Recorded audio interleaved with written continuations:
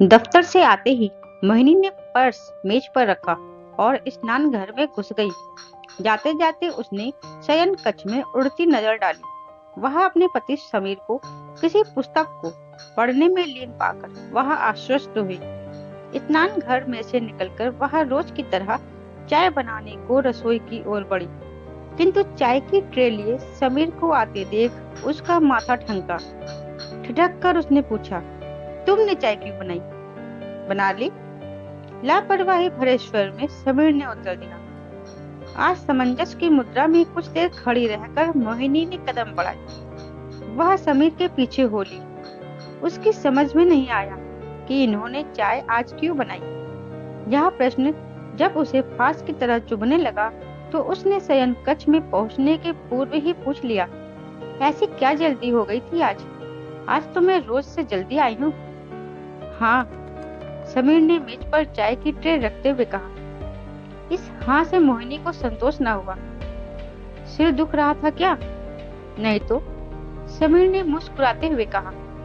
तो क्या? तुमने चाय क्यों बनाई? यूं ही बना ली। यूं ही बना ली? हाँ, मन हो गया, सोचा कि तुम्हारी थोड़ी मदद कर दूं। मदद वाली बात मोहिनी को अच्छी न लगी, क्योंकि समीर ने जब कभी भी ऐसी मदद के लिए हाथ बढ़ाया था उसने विनम्रता पूर्वक उसे रोक दिया था।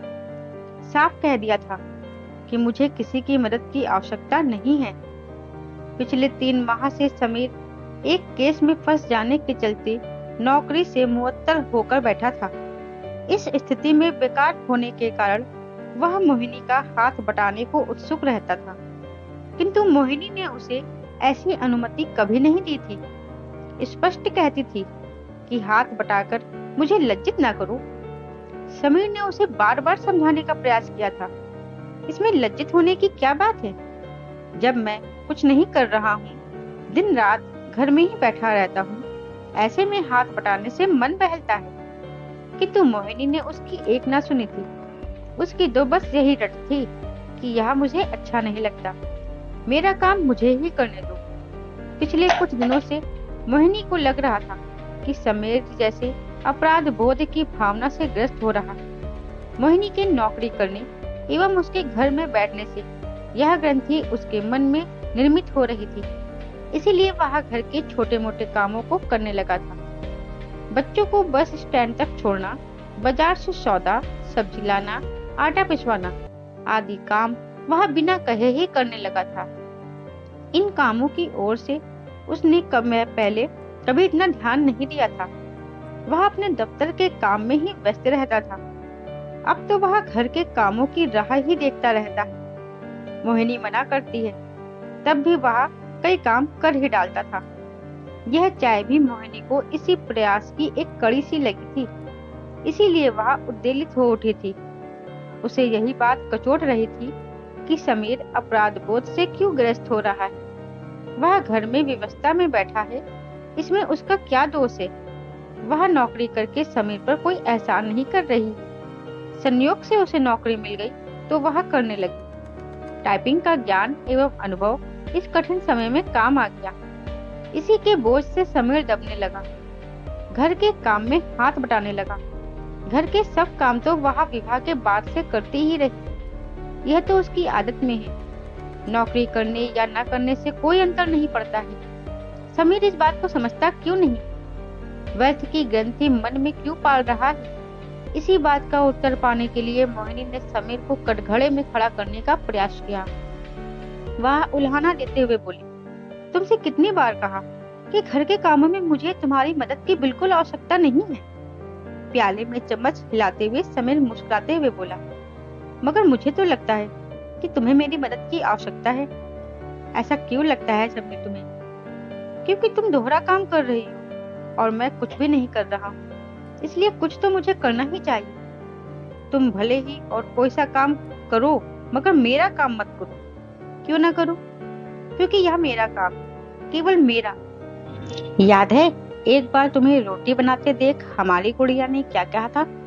याद है, वह नटखट बोली थी कि पिताजी आप अब माँ हो गए, फिर भी तुम मेरी मदद करने को उतावले रहते हो। हाँ, क्योंकि मैं तुम्हारे साथ न्याय करना चाहता हूँ। यह न्याय नहीं, अन्याय। अन्याय? हाँ, कैसी बातें कर रही हो मोहिनी? तुम्हारी महिला मुक्ति आंदोलन वालियां तो पुरुषों को इस तरह झुकाना चाहती हैं और तुम इसे न्याय कह रही हो। अपने हाथ का प्याला वापस ट्रे में रखते हुए मोहिनी ने गंभीर स्वर में कहा, मैं उनमें से नहीं हूँ। मैं तो परंपरागत भारतीय नारी हूँ। मैं अपने मन के सिंहासन से तुम्हें नीचे उतरने नहीं दूंगी। चाय की चुस्की लेते हुए समीर ने कहा, अच्छा चाय तो पियो, बातें बाद में होगी।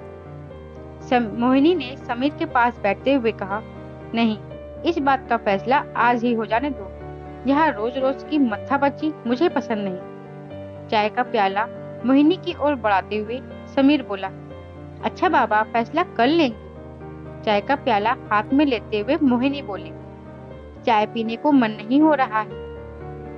क्यों भला? मैंने बनाई है इसलिए। हाँ, तो इसमें कौन सा गजब हो गया? गजब हुआ है तभी तो झगड़ रही हूँ। बोलो, जवाब दो। तुम मेरे मन के सिंहासन से क्यों नीचे क्यों उतरे?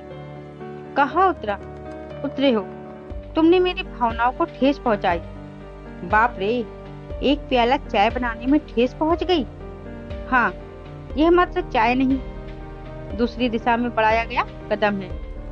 समीर ने ठठाकर हंसते हुए कहा, अरे तुमने तो एक प्याला चाय में जाने क्या क्या अर्थ ढूंढ लिया। चाय की चुस्कियां लेते हुए मोहिनी ने पूछा, कोई गलत अर्थ लगाया क्या? नहीं, अर्थ तो सही है। अपने प्याले में फिर से चाय डालते हुए समीर ने उत्तर दिया, बस तो वादा करो कि भविष्य में इस राह पर कदम नहीं बढ़ाओगे तुम। नहीं मोहिनी, मैं ऐसा वादा नहीं करूंगा। क्यों नहीं करोगे? क्योंकि वक्त का यही तकाजा है। कैसे? देखो, तुम जब पुरुष की तरह नौकरी करते हुए घर का सारा बोझ उठाने लगी, तो मुझ निठल्ले को अब घर में स्त्री की भूमिका निभानी ही चाहिए। यही न्यायोचित है, इसमें कोई लज्जा की बात नहीं है। इसलिए घर का सारा काम अब मुझे करने दो। बचपन से परिवार से दूर अकेला रहने के कारण मुझे इन सारे कामों का अच्छा अनुभव जानती हूँ। बस तो मेरे इस कदम का और कोई अर्थ मत लगाओ। अर्थ भले ही ना लगाओ, मगर क्या? अपने मन के सिंहासन पर से उतरते हुए तुम्हें कैसे देखूं? घर का काम करने से कोई क्या मन के सिंहासन से उतर जाता है? हाँ समीर, हाँ, तुम्हें अपने मन की व्यथा कैसे समझाऊं? तुम थोड़ी पगली हो। पगली ही सही, मगर तुम्हें मेरी बात रखनी होगी। वेल्थ की बातें मत करो मोहिनी, ये वेल्थ की बातें नहीं हैं, मेरे मन की व्यथा है। मेरा हित चाहते हो तो यथावत स्थिति रहने दो। मेरी यह विनती स्वीकार कर लो मेरे नाथ। तुम मेरे मन के सिंहासन पर डटे रहो। बहुत चक्कर सा समीर अपनी जीवन संगनी को देखने लगा। मोहिनी ने समीर के चेहरे पर उभरे भावों को पढ़ते हुए मोहक मुद्रा में कहा, ये आंखें फाड़ फाड़ कर मुझे क्यों देख रहे हो?